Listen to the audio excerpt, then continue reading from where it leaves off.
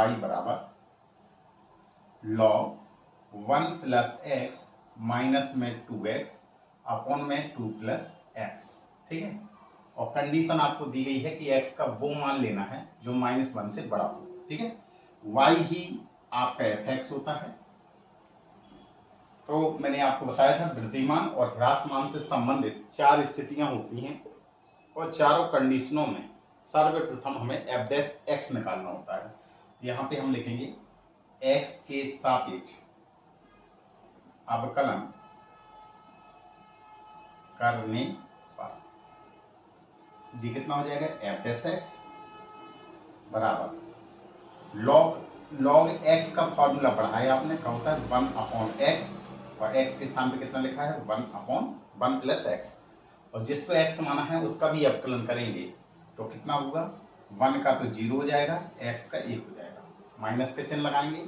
अब ये लिखा हुआ है आपका अंश बटे हर, तो अंश बटे हर का कैसे अवकलन किया जाता है, हर को छोड़ दीजिए आप, अंश का अवकलन करेंगे तो d/dx, और अंश में कितना लिखा है 2x, माइनस का चिन्ह लगाएंगे।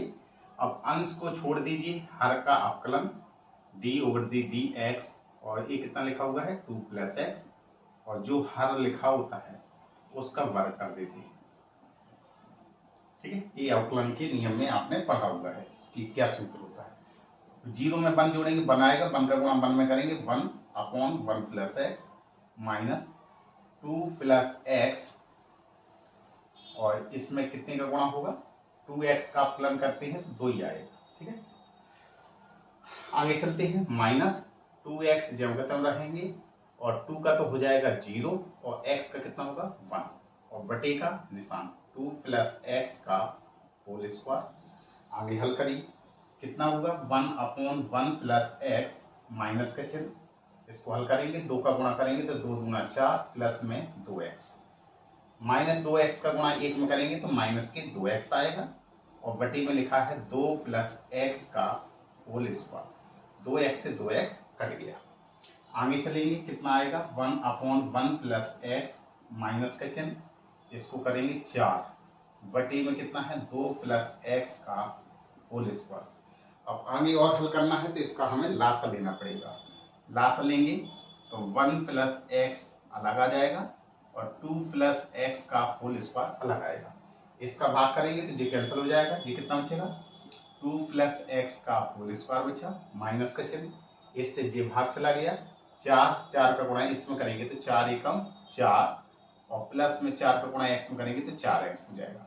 आगे हल करिए, a प्लस बी का होल स्क्वायर तो a का स्क्वायर जब 2 का स्क्वायर करेंगे 2 दूना 4 हो जाएगा, x का स्क्वायर x स्क्वायर, और 2ab तो 2 दूना 4x, माइनस का अंदर गुणा करेंगे तो माइनस की 4 और माइनस की 4x, और बटे में कितना लिखा हुआ है 1 प्लस एक्स और 2 प्लस एक्स का होल स्क्वायर, 4x से 4x कैंसिल हो गया, 4 से 4 कैंसिल हो गया, ये कितना आया आपका x स्क्वायर बचा, और नीचे कितना बचा है 1 प्लस एक्स और 2 प्लस एक्स का होल स्क्वायर, इतना उतार लीजिए, फिर आगे चलते हैं।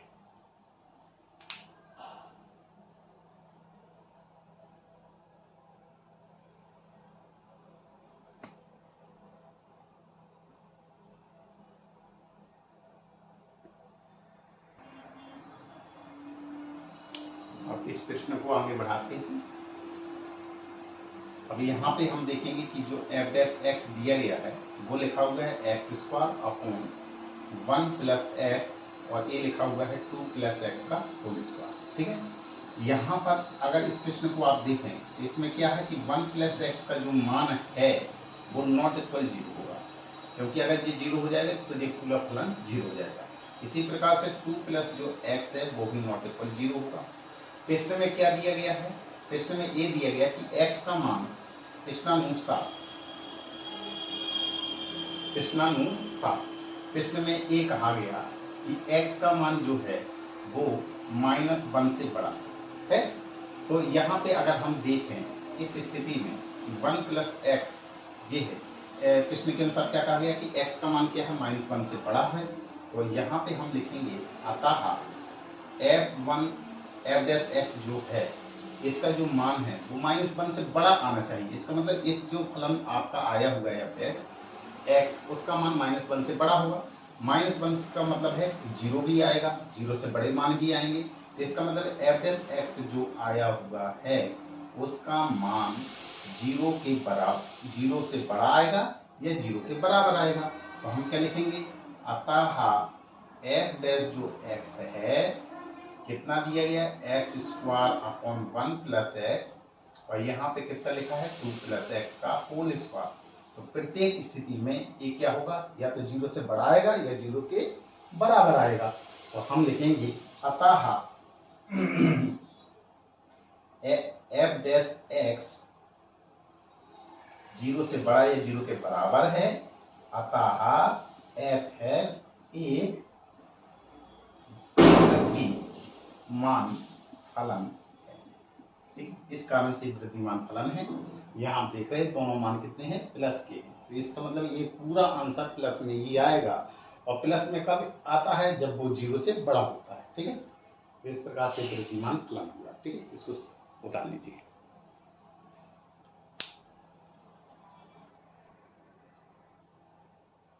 एक और प्रश्न लिया है, तो देखो इसको हल करते हैं। सबसे पहले जो फलन दिया गया है y बराबर, इसको उतार लिया 4 sin थीटा बटे में 2 प्लस में cos थीटा और माइनस में थीटा। इसमें अंतराल आपको बताया गया कि 0 से π/2 अंतराल में, यानी कि प्रथम चतुर्थांश में थीटा का जो मान है एक वृद्धिमान फलन है। आप जानते हैं कि प्रथम चतुर्थांश में आल निष्पत्तियां, जितनी 6 प्रकार की निष्पत्तियां होती हैं, साइन, कॉस, टेन, कॉसेक, सेक और कॉट, ये सभी काय में होती हैं, पॉजिटिव में होती हैं। तो आपको दिखाना कि ये एक वृद्धिमान फलन है। तो चलिए सबसे पहले तो हमें y को f(x) के बराबर मानना है और फिर लिखते हैं x के सापेक्ष अवकलन करने पर। अवकलन कर लीजिए, ये हुआ आपका f'(x), ये है आपका अंश बटे हर। तो फॉर्मूला क्या होता है, हर को छोड़ दीजिए, 2 + cos थीटा, हर को छोड़ा, अंश का अवकलन तो d/dx। अब यहाँ पे x तो है नहीं है, यहाँ पे आपको क्या लिखा हुआ है थीटा, तो यहाँ पे f(x) ना मान के f थीटा मानना पड़ेगा। और यहाँ पे लिखेंगे f थीटा के सापेक्ष है अवकलन करने पर, जो बराबर में लिखा होता है उसी के बराबर आपको मानना होता है। तो थीटा के सापेक्ष अवकलन करने पर तो जी हो जाएगा d/d थीटा, और ये कितना होगा आपका 4 sin थीटा, माइनस के चिन्ह लगाएंगे। अब अंश को छोड़ देंगे, हर का अवकलन तो d/d थीटा, हर कितना लिखा है 2 प्लस में cos थीटा और बटे का निशान, और जो आपका हर लिखा होता है उसका आपको क्या करना है, वर्ग करना है। तो इसका वर्ग कर देंगे, माइनस थीटा का अवकलन करेंगे तो 1 आएगा। ठीक है, तो ये होगा आपका f' थीटा बराबर 2 + cos थीटा, और 4 तो कांस्टेंट है, और sin थीटा का कितना होता है cos थीटा, माइनस का चिन्ह 4 sin थीटा इंटू 2 कांस्टेंट है तो 0 हो जाएगा, cos थीटा का कितना होता है माइनस के sin थीटा, और पूरे के बटे का निशान लगाइए। कितना लिखा हुआ है 2 प्लस में cos थीटा का होल स्क्वायर और माइनस में कितना आया 1। हल कर लीजिए आगे, 4 cos थीटा का गुणा 2 में करेंगे तो कितना हो जाएगा 4 4 दूनी 8 हो जाएगा, 8 cos थीटा और प्लस में 4 cos स्क्वायर थीटा। अब यहाँ गुणा करेंगे तो माइनस और माइनस क्या हो जाएगा प्लस, और ये हो जाएगा 4 sin स्क्वायर थीटा,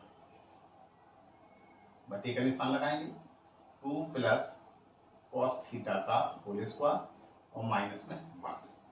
अब आगे बढ़ते हैं, तो यहाँ कितना है 8 cos थीटा, इन दोनों में जरा देखिए 4 कॉमन है, तो 4 अगर मैं कॉमन ले लूं तो ये कितना हो जाएगा आपका cos स्क्वायर थीटा और प्लस में sin स्क्वायर थीटा, और पूरे के बटे में कितना लिखा है 2 प्लस cos थीटा का होल स्क्वायर और माइनस में 1। और ये एक सरल संख्या होती है, cos square theta plus sin square theta का मान कितने के बराबर होता है 1 के बराबर होता है। तो बराबर कितना हो जाएगा 8 cos थीटा प्लस में 4, इसकी जगह कितना रख देंगे 1 रख देंगे, तो गुणा में 1 बटे में कितना लिखा है 2 प्लस कॉस थीटा का होल स्क्वायर माइनस में 1। आगे हल करेंगे 8 कॉस थीटा प्लस में 4 बटे में 2 प्लस कॉस थीटा का होल स्क्वायर और माइनस में 1।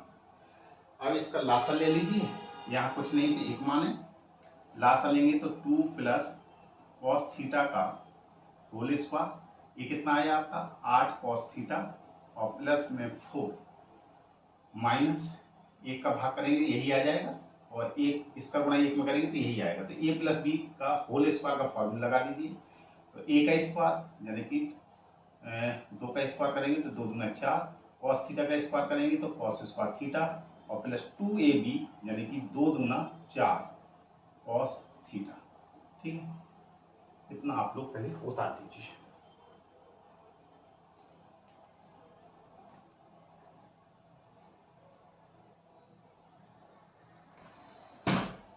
रुको, अब देखते हैं इस प्रश्न को आगे बढ़ाते हैं। तो ये कितना होगा आपका एफ डैश थीटा बराबर कितना निकल के आया था 8 कॉस थीटा प्लस में 4 माइनस का अंदर गुणा होगा माइनस के 4 कॉस स्क्वायर थीटा, यहाँ से जी मैं और फिर कितना होगा माइनस के 4 कॉस थीटा बटे में कितना दिया गया है 2 प्लस कॉस थीटा का होल स्क्वायर। 4 से 4 कैंसिल हो गया, 8 कॉस थीटा में से 4 कॉस थीटा गया तो कितना बचेगा 4 कॉस थीटा और माइनस में 4 कॉस स्क्वायर थीटा और बटे में कितना लिखा है 2 कॉस थीटा का होल स्क्वायर।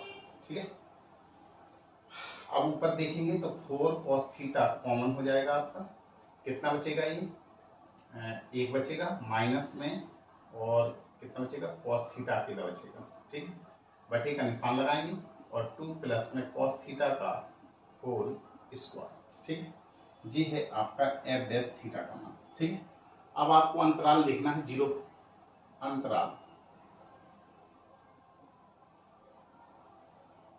0,π/2 में।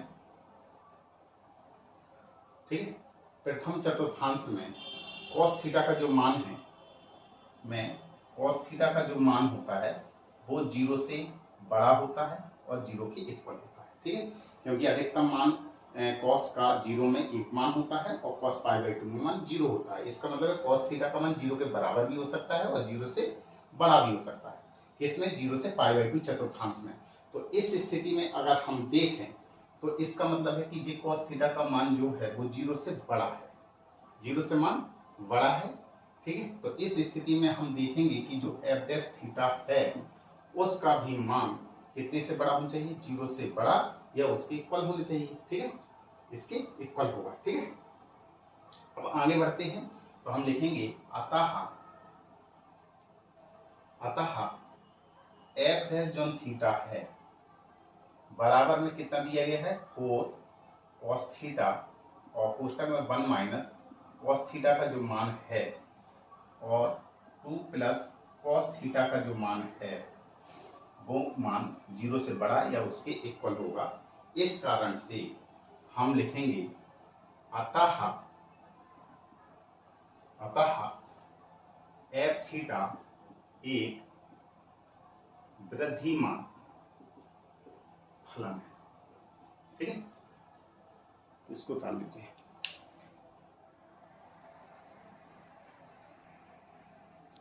सॉरी, यहाँ पे गुणा में माइनस का गुणा में गलती हो गया है, माइनस का 4 आएगा, यहाँ 4 नहीं आएगा। ठीक है, और यहाँ -4 cos थीटा बाकी सही है।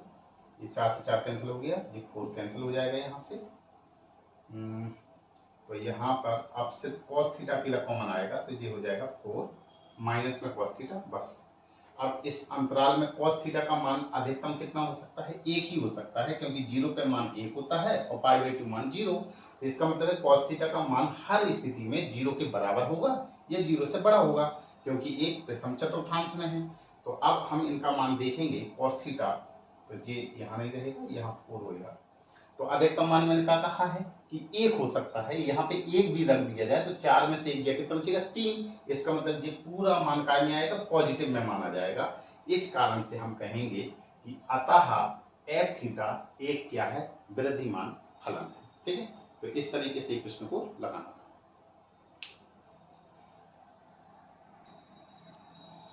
तो हम इसके कारण लिख सकते हैं कैसा कि एफ डैश जो थीटा है उसका मान 0 से बड़ा या 0 के बराबर है, अतः एफ थीटा एक वृद्धिमान फलन है। अगर मेरा ये वीडियो आपको पसंद आया हो तो इसको लाइक कीजिए, शेयर कीजिए, सब्सक्राइब कीजिए। Thank you.